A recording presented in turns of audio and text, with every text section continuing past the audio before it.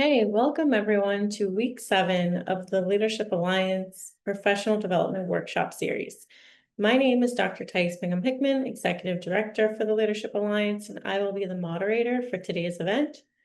This event is a component of the Leadership Alliance Virtual Professional Development Series. The Leadership Alliance Executive Office and its partners created this initiative to ensure continuity of skill building, networking, and exposure to graduate programs for undergraduate students across the country. Paired with our Wednesday evening workshop series, we hope to expose you to a discussion of critical issues, allow you to network with each other and our doctoral scholars, as well as develop learning approaches and skills for navigating your research careers. Today, I'm pleased to introduce doctoral scholar Dr. Melissa Kreider. Dr. Kreider is a staff scientist at the National Renewable Energy Laboratory in Golden, Colorado. Her research focuses on improving the performances and durability of anion exchange membrane electrolyzers for the production of hydrogen from water. She received her Ph.D. in chemical engineering from Stanford University from her work on the development and characterization of electrocatalysts for hydrogen fuel cells. She received her bachelor's in science in chemical engineering from MIT, where she played varsity softball, tutored, and traveled to Madrid for a summer internship. In 2013, she participated in the summer research experience at Yale University through the Leadership Alliance Early Identification Program. She now lives in Colorado, where she enjoys hiking, playing volleyball, and spending time with her 2 adorable cats. So thank you so much, Dr. Kreider, for joining us. We have a number of questions for you today from our students, and they're very interested about your work at the National Renewable Energy Lab. Can you talk a little bit more about that and about maybe your most significant project during your time there? Sure. Thank you so much for having me. So at NREL, I have been here almost 3 years now. I started as a postdoc and now I'm converted to staff. And I work primarily in hydrogen production. So we're looking at how we can make hydrogen cleanly from water. And so really the challenges of the technology are decreasing the cost so that we can have parity with other ways of making hydrogen, such as from methane. And so we are really focused on a number of strategies. One is to really use low-cost materials, since that's where my work is focused. Typical water electrolysis will use things like platinum and iridium, which are very expensive. I guess if you ever tried to buy jewelry, you know that platinum is quite expensive. And so we're trying to use alternative materials, things like nickel, iron, stainless steel, that would allow us to lower the cost of production. So I've had a lot of projects in that space. We focus on how we can kind of put all these materials together.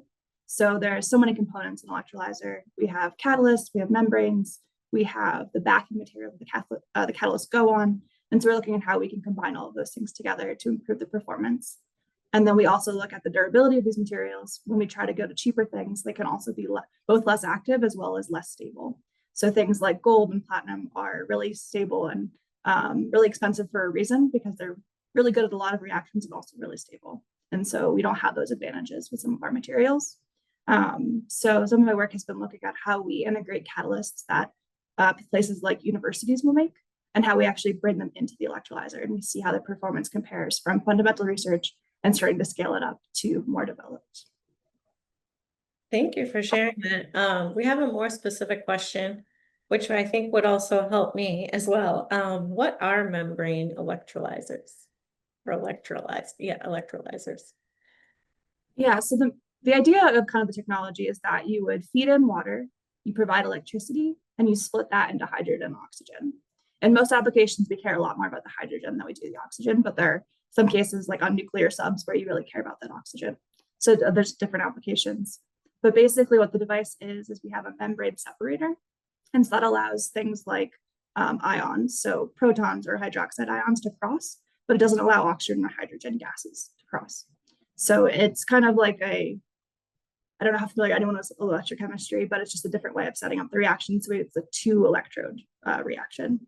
So on one side, you're doing the reaction to make hydrogen from water. On the other side, you're doing the reaction to make oxygen from water. And so the membrane allows you to do that really very efficiently by decreasing your electronic losses in the cell. Thanks for explaining that. What inspired you to focus on your research on hydrogen production and renewable energy? Yeah, so I decided during my undergrad that I was really interested in renewable energy. And I think chemical engineering gives really good tools for addressing that in a variety of ways. Especially, I think for me, decided that I didn't want to go into oil and gas or pharmaceuticals, which are kind of the traditional routes from chemical engineering.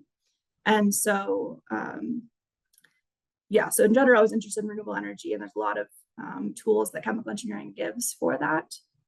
Things like batteries, water purification, all kinds of things that we can help an overall more renewable society. For specifically hydrogen, this is something I started doing during my PhD at Stanford, where I was looking at material development for these processes. So this is specifically for fuel cells, which is the opposite reaction, where we are using hydrogen and oxygen to make water and to make a fuel. So to make energy, basically, to make electricity. And so from that research, I was really focused on the fundamentals of how catalysts work, of how they degrade kind of in a fundamental sense. It was really interesting to me to then look at how we actually apply these in a real system.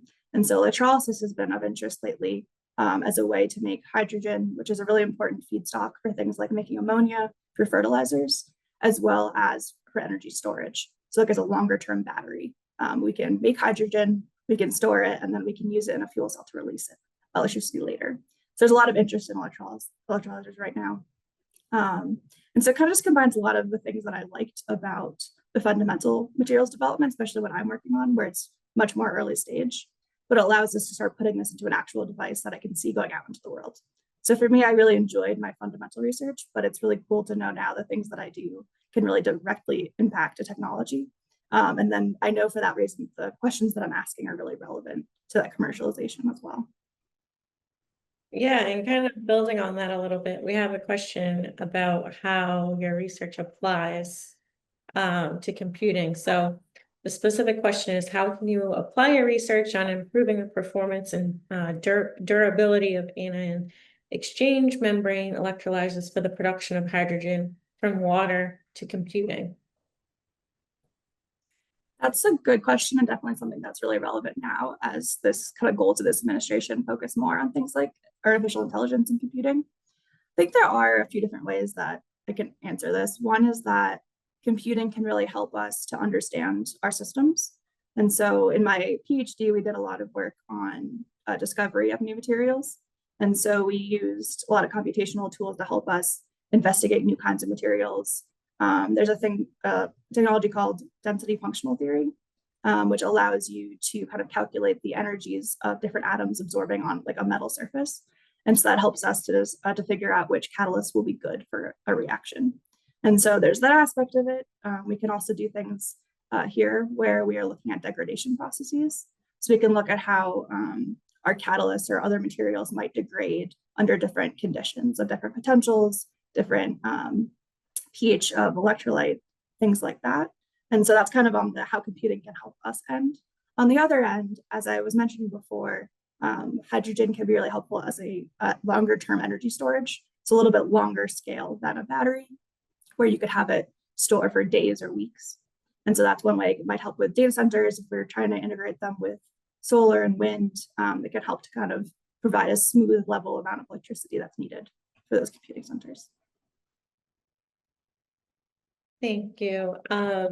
More specific questions about your work on hydrogen fuel cells. So the next question is related to the development of electrocatalysts for hydrogen fuel cells, and now on improving exchange membrane electrolyzers. How did your earlier research shape the way you approach durability and performance challenges in your current work? That's a really good question. I think it is useful to kind of realize how your past experiences do inform how you're going to approach any new problem. And I think that's an interesting part of working here, is that everyone kind of comes with a different background, and so a different expertise and approach to the work. So my background was pretty fundamental, and specifically in catalysis. So membranes, I'm not as familiar with, and I won't think of them first. I think much more about the kind of inorganic catalyst metal materials. And my focus there was really on understanding how those catalysts changed when you're actually using them. So typically we would just characterize a catalyst when you make it. So you would look at what the composition is, what the structure is, and we have lots of tools to do that. We don't know as clearly what that material actually is when you're doing the reaction. And I think that was a really cool part of my PhD is we got to use really fancy tools to figure that out. So there was a synchrotron down the road from Stanford, the SLAC accelerator. And so that allows you, because it's really high energy X-rays and really large flux, so a lot of them, it allows you to look at things during reaction. So you can set up an electrochemical cell, you can put in your X-rays, and you can measure what's happening to that material while it's doing a reaction, which is really cool. And so that let us look at things like what the composition was, how much oxygen was on the surface, what the structure was during reaction. And so that gave some insight into how the material might be performing, like what's truly doing the reaction, as well as how it's degrading. And so that's something, kind of an approach we don't do as fundamental of science here, but an approach we can take to this more larger scale science. So we can still think about how catalysts might be changing, which is really quite relevant to how they perform and how they degrade. And we can think about how the interactions. So here we think a lot about how the catalyst and the polymer, so the membrane, how they interact and how the catalyst might start degrading the membrane, for example. We can also look at things like degradation as a function of reaction. So things like dissolution, if we can get metal atoms that come off of our catalyst surface during the reaction, that can over time lead to a lot of performance losses. And so that's kind of a lens through which we can look at the degradation. And so that's definitely how I approach it. Other people that have mechanical engineering backgrounds or electrical engineering will have a very different approach in terms of what they think is important. And I think that kind of all putting that together is what helps us be successful. And maybe I can jump the gun a little bit on what you might ask, but I think like a cool part about NREL is that we really work more collaboratively than you might find at an academic institution. So we have people that are experts from a lot of different fields, but we're all kind of working on the same technologies and are able to take different approaches to helping solve the problem of how to get it to work better. Yes, I was going to ask about that. Thank you. Another student wants to know what a day in the life is like, at your lab. What type of work do you do on a daily basis? Yeah, aside from too many meetings, which I think is a general fact of life for everyone, typically will involve either like checking on the how my cell, what I would call the electrolyzer cell, how that's running, setting up new electrolyzer cells. I have an intern for the summer, so meeting with him on his project.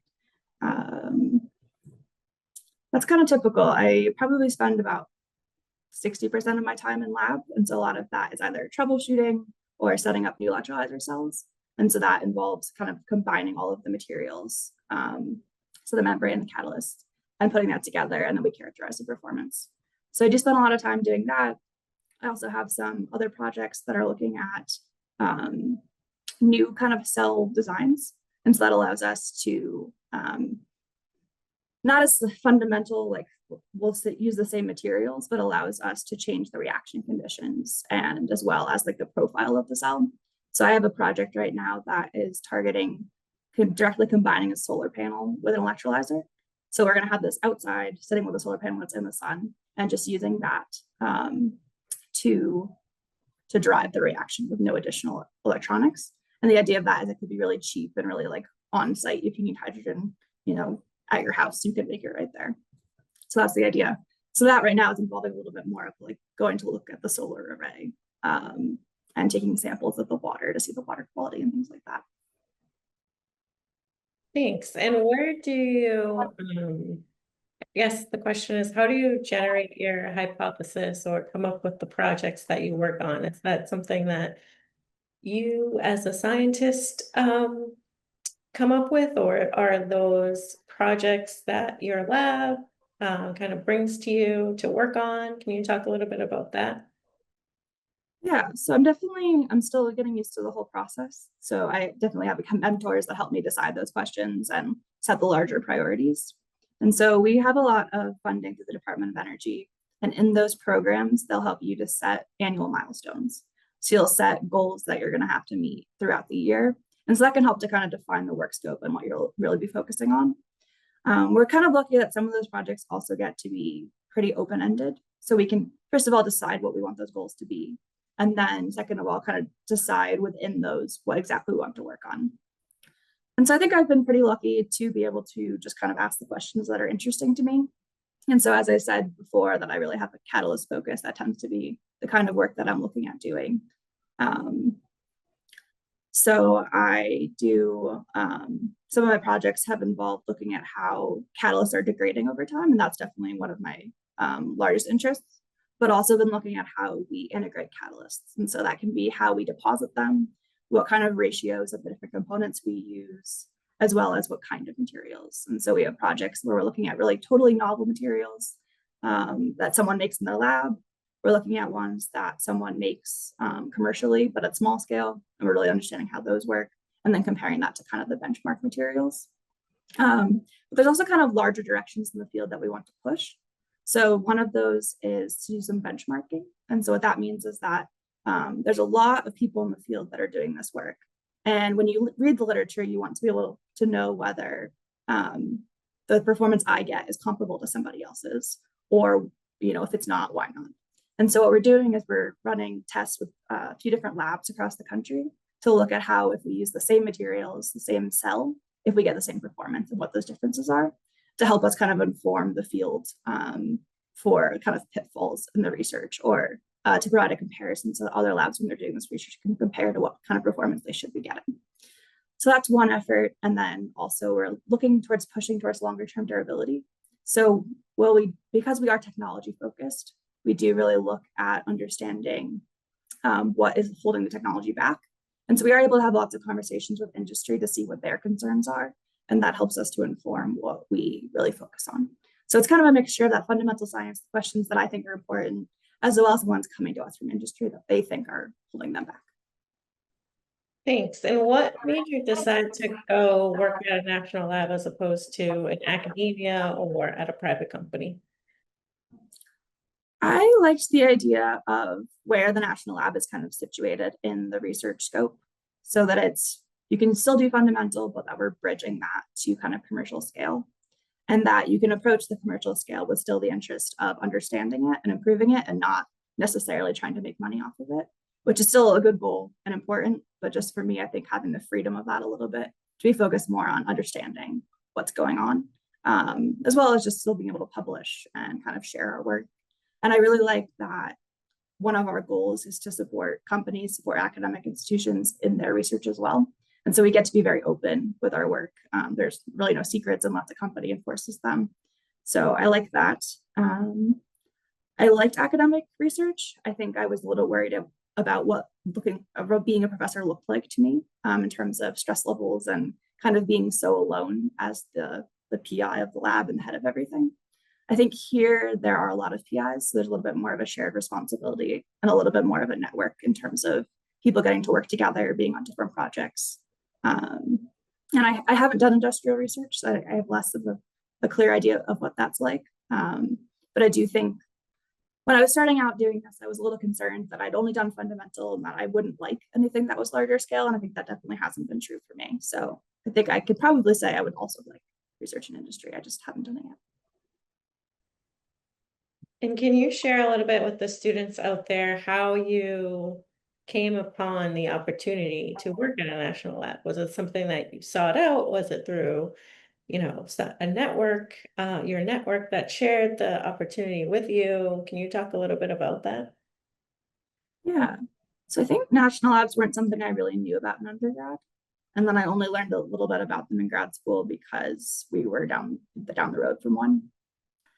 But I think, and they all kind of operate differently. So, it's not the same for everything, but they do post job listings and they have a lot of postdoc opportunities. And so I think they say that it doesn't guarantee you to get a staff job, but the best way to get a job at a national lab is to come in as a postdoc. But we also have plenty of research opportunities for undergrads, grad students, or if you don't want to go to grad school and want to do research. So I would give that plug that there is a really great research path to be able to do full research without a PhD, if that's something you're interested in. But yeah, for me, I think I was just looking at a lot of different options. I applied for some industry positions as well as national lab postdocs because I knew I didn't want an academic career. It didn't seem useful to do a postdoc in academia, but this seemed like a good step if I wanted to see what being a staff scientist was like at a national lab, and I have enjoyed it. I'm going to pivot a little bit to talk about some of your outside experiences outside of the lab. So a student wants to know, how did your experiences, your extracurricular experiences, like playing varsity softball or tutoring, studying abroad, influence your approach to scientific research and collaboration? I think probably anyone who's played a team sport is you learn how to work together, which I think is important. Especially like baseball, softball, you're really very much a team, very dependent on each other. I think for me in undergrad, it was a really good experience in learning how to balance my time well. You do find extra hours in the day when you cram more things in, I think. So I think that was helpful for me. And then also figuring out like what's important to you. So I played 2 years, and then I decided that I wanted to focus on my academics more, because even if I could find more time, but then I could do things like tutoring and spend more time doing my research and I think figuring out that balance of what I wanted to do. But I think I have been able to carry that through the next steps where I get to play intramural sports outside of work, which has been really great. And have that kind of still get that bonding atmosphere, but a lower stakes, less time investment. I think things like tutoring. So you'll find in a PhD that you spend a lot of time in being mentored and mentoring. And I think that's a hard thing to learn how to do, and I'm still learning how to do it. But it's helpful to kind of learn how people learn and to learn how to teach. So if you do go to grad school, you often have to be a teaching assistant in some form or another. And so you'll either be lecturing or doing office hours and things like that. And then also within the lab, you'll do a lot of mentoring of younger students, which really helps you learn what you don't know and what you do know and what you're able to pass on. Then I think for doing research outside the country, I thought that was a really cool experience. So MIT doesn't do so much study abroad just because the class requirements are so strict, but they really encourage doing internships abroad. And so I was able to work at a national lab in Spain and do some cool research in catalysis that helped me kind of shape my research direction, because that was the first time I had done anything with catalysts, as well as just kind of learn, that was a different model of how research is done, kind of more similar to how it is here than an academic lab. It's pretty cool to meet people outside of the country and see what else they're working on too, kind of how the different approaches to science are in different countries. And if you can't do an internship abroad, I would recommend seeing if you can register for a conference abroad, so that you can hear about different research that's happening. There are usually, travel stipends or scholarships that you can apply for. So if that's something you're interested in, I would definitely encourage the students out there to take advantage of that. It's a great way to learn about research happening outside of this country. So we have some questions about the institutions that you were associated with in your undergrad and your graduate school studies. Students want to know, how was it, obviously applying and getting accepted into MIT, and then for your PhD program in Stanford, what was that like, and why did you choose those specific institutions? It's been a long time since I applied to undergrad, so it's a little fuzzy. But I think MIT appealed to me kind of in the abstract, just as like that's where you go to do science and engineering. But when I visited was when I really decided that I really liked the school. I think there's a really good energy to it and a lot of curiosity and excitement about doing cool things and discovering things, as well as some like, independence minded of lots of like things the administration wouldn't quite sanction for the school.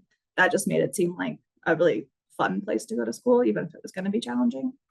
I think what I really ended up liking about it is that for undergrad, it was really very supportive environment. Like you think it might be competitive, but it was more like we're all going to get through this together, which I appreciated. I think applying for grad school, I think there was a question on this also, was that for chemical engineering, I think chemistry as well, you're not allowed to go to grad school in the same place as you went to undergrad. So I had to leave, which I think was a good thing. So basically, I was just looking at all the chemical engineering departments. I had some interest in getting off the East Coast. I'm from Connecticut, so getting a little further away.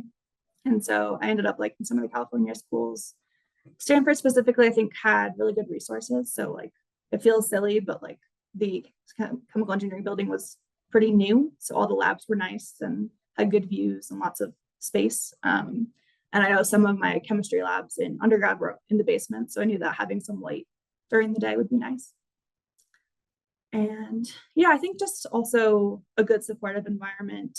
There were some departments that felt a little bit more like resource limited, so that there would be constraints on if everyone passed quals or were able to continue in the program, which wasn't something that I was interested in continuing to struggle with.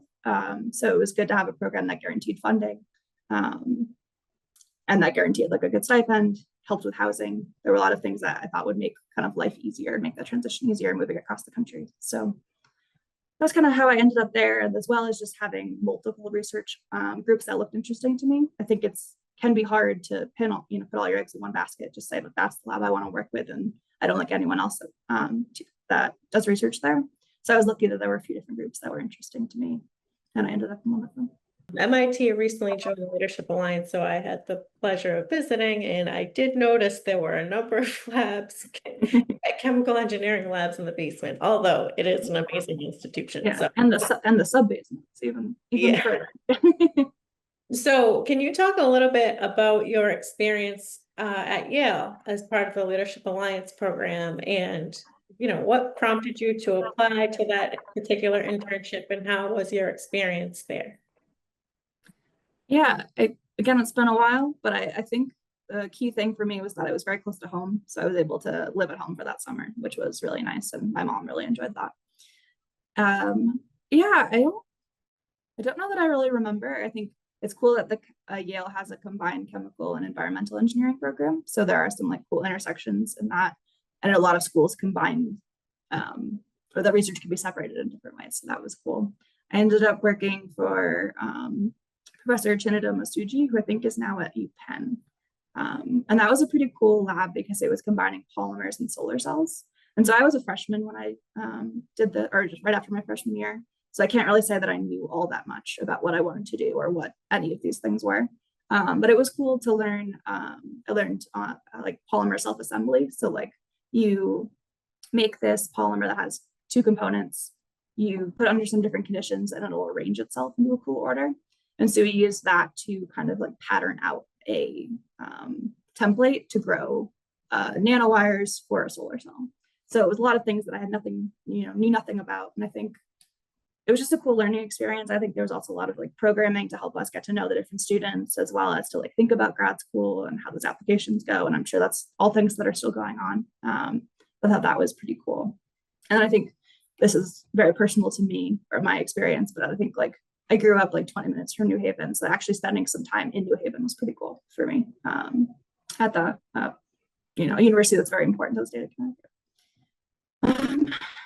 Yeah, and I think that really did kind of shape what I did next. When I went back to MIT, I got a research position that was looking at those polymers. It was very similar, but for a different application, which didn't end up being what I wanted to do, but was a cool research experience I had for 3 years. And it was kind of the basis of my grad school applications. Students are asking if you have any advice as far as narrowing down a specific research question or finding something that they're passionate about. So you talked a little bit about all of the experiences you've had, but was there one thing in particular that helped you or, caused you to kind of pursue this particular path? I would say this is true for me, and I think people say it's generally true, is that the path will look linear or planned in retrospect, but as you're doing it, you don't really know what's going on. So I would say, I think some people are different, that they have a much stronger idea of what they want to do. I think I was much more open to open to different fields. I knew I wanted to be in renewable energy, but I didn't have strong opinions on what it had to be within that. I think you'll find there, in your classes or in your lab classes, you might find specific things you enjoy doing or don't enjoy doing. But I think for me, I didn't really know until I started doing research what I liked and didn't like. I think there are a lot of opportunities to also shape what that looks like with your own projects. So to do things you like or avoid the things that you don't enjoy doing. But I think for me, the exact research topic has mattered less than kind of the environment that I do the work in, or maybe the specific kinds of things I'm doing in that research. So I think there is some advice out there about when you choose a grad school, it's like choose people that you want to work with, because the research will probably figure itself out. But if you are unhappy with your advisor or the mentor style, that might cause you to have a worse time. So I don't know if that's really helpful for finding a research direction, but I think you can, I know a lot of papers can be really dense and hard to read, but you can look at papers, maybe review papers that kind of summarize the field, and you can see what kind of questions they're asking that are interesting to you, or even like more like popular science type things. You can see like what some of the challenges are in the world and what you find interesting and want to solve. I think it's really about like what problems interest you. Thank you. And can you talk a little bit about strategies for helping maintain a healthy balance between academic life and other commitments? So you talked about all the various things you did or that you currently do, sports and all of those extracurricular activities. How did you succeed as a student and do all of those things? I think that's a really hard thing to do. And it's also, again, kind of a personal, what does that balance look like that's right for you? But I think in undergrad, it was harder. I think there was just always something that needed to get done. But now I try pretty hard to not do any work on weekends. So I just have, space that is entirely, can turn off that part of my brain and not think about it. And I think that's a really useful resetting tool. I think also it got a little bit harder during COVID when I was working from home, but I like now that I go to lab, I do my work there, and I come home and I mostly don't open my laptop when I'm home. It can be helpful to have things scheduled that make you leave. So experiments like to fail and like to make you want to stay later to fix them. And what I'm trying to learn over and over again is that they almost never get better because you stayed late to try to fix it. So good to balance how badly you want the experiment or the data or anything versus, just knowing that it'll be there tomorrow for you to come back to. And I know that's also harder for people who do like biology research. Your mouse might not be there. So I don't know how you find that balance. Yeah, but I think just having activities outside of work that make you happy, that kind of make sure you're not one-dimensional only in your work. And so now I have cats, and now I think I need to get home to them because they're mad. Yeah, there's no magic bullet. So for sure, you just have to find, like you said, what makes you happy and helps you manage all of the challenges and the failures, because there will be failed experiments. What made you choose your quote unquote passion project? So you touched a little bit on how you kind of found your love for chemical engineering, but was there anything in particular that made you say, this is it for me, this is what I want to do? I think that's a funny question for chemical engineering because I probably still couldn't define what it is. But I would say that in high school, I really liked chemistry. And then in college, I really didn't like organic chemistry, but I liked my math classes. And so that ended up being a really good combination of kind of a more mathematical approach to solving chemical problems than you would get in a typical chemistry degree. And so I think also now I work with a lot of chemical engineers. I'm not sure any of us would describe the research that we're doing as chemical engineering. So I think once you get into research, kind of the boundaries kind of fade a little bit, and I think your background will inform how you approach those questions, but not necessarily the questions that you're allowed to answer. So if you were to go to grad school and decide that you kind of wanted to do your research in a different department or kind of really different than what you did before, I don't think that's really a bad thing. It just means you have a different perspective that you bring to those questions. Yeah, and so in undergrad, I really liked, as I said, that like mathematical approach to problem solving and really focusing on not memorization, but on like how you would figure things out. And then I think that even if the literal things I learned in school didn't translate to what I do now, I think that problem solving approach does, to just approaching these larger systems. And then, yeah, there are definitely things that I wish I had taken classes in undergrad or grad school because they would have been useful. But you can always learn things later. So I think I would say you shouldn't be so like hemmed in by what you chose to study if you find that you're interested in something else. And why did you decide on the PhD? So you could have chosen to, like you said, go straight and work for a national lab right out of undergrad. What made you decide to pursue a PhD? I think, as I said, I don't know that I can be national labs assistant, but I think also that the PhD lets you have the kind of jobs that I think are more interesting. And so if you want, and this is certainly not always true, like you can have plenty of jobs where you get to do this without a PhD, but I think if you want to be in charge of your own research project, if you want to decide what questions are interesting and really execute that on your own, then you need a PhD. And I think that there's a lot of value that in that, as well as that you are left on your own to figure things out a lot, which can be painful, but I think it's a really important learning process. And then you just kind of grow in terms of independence and ability to phrase these questions, ability to execute a whole project on your own. And I think I also, because I didn't have a great idea of what I wanted to do, it wasn't super clear to me where, if I had been really excited about a particular industry coming out of undergrad, I could totally see myself having done that instead. But I think because I was still kind of more in that exploring phase, I wanted to learn more about what was out there for research, that it really made sense for me. Thank you. And are there any opportunities either at your lab or other national labs that you are aware of that students might want to look into? I think generally internships get posted in the general, like the jobs page type thing, but we also have specific programs either for summer research or for research during the year, which is called SULI. It's the summer under, no, I don't know all the letters. Yeah, SULI. There's also things like RPP. So like if you are a graduate student, but you want to come to do some of your research here, or even after you graduate undergrad, if you want to come to do some research at NREL for a year or some kind of gap year, then that's a great program. And a lot of those programs are funded by the lab or by the Department of Energy. So that means that your mentor doesn't have to fund you, which means that they're very excited to have you. Nice.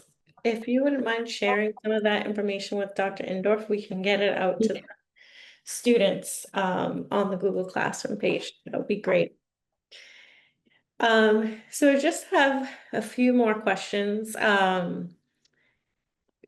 A student wants to know, when, from your opinion, is the best time for students to apply for an internship? Can it ever be too early? So I think you talked about you did your first one as a freshman or a first year student. But is there any advice that you want to give as far as when to apply?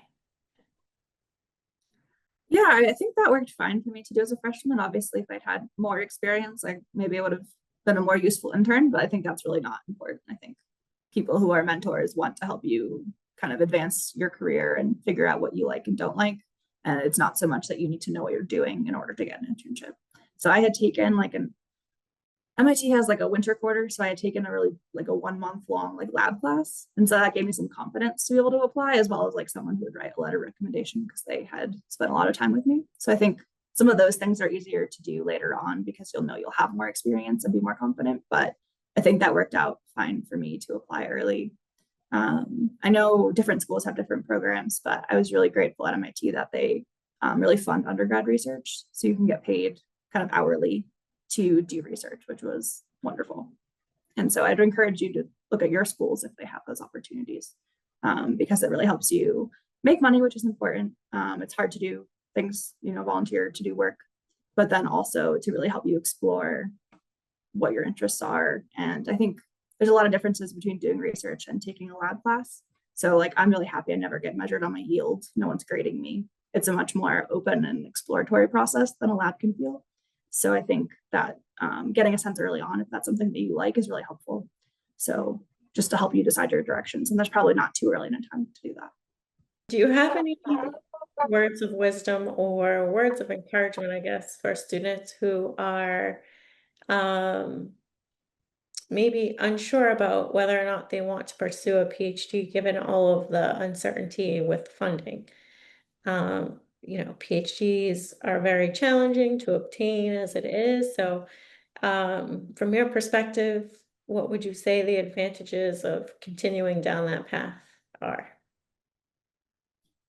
That's a really good question, and there is so much uncertainty that I don't know that the usual advice would hold. I think often, like, if the economy is bad, grad school is a good thing to do because it's kind of secure funding and less dependent on the job market. I think it's still worth looking into. I think it's worth talking to schools and understanding what their financial position is and what they expect to be able to provide.